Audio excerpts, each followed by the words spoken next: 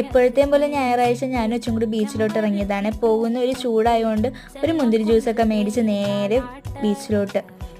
അവിടുന്ന് ഞങ്ങൾ കുറച്ച് നേരം അങ്ങോട്ടും ഇങ്ങോട്ടൊക്കെ നടന്ന് ഇപ്പം പുതിയൊരു സംഭവമൊക്കെ അവിടെയൊക്കെ വന്നിട്ടുണ്ട്. അതൊക്കെ നോക്കി ഒരു കുട്ടി ഷെഫിൻ്റെ കടയിൽ കയറി ഞങ്ങൾ വേഫിൾസൊക്കെ മേടിച്ച്.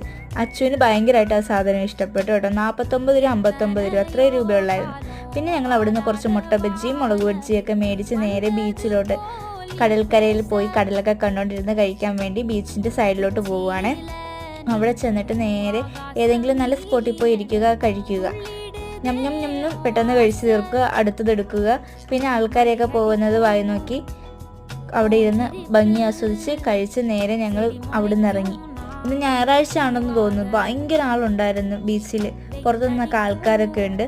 പിന്നെ ഞങ്ങൾ ഉപ്പിലിട്ട പൈനാപ്പിളും മേടിച്ച് ഒരു ഉപ്പിട്ട സോഡയും മേടിച്ച് നേരെ വീട്ടിലോട്ട്.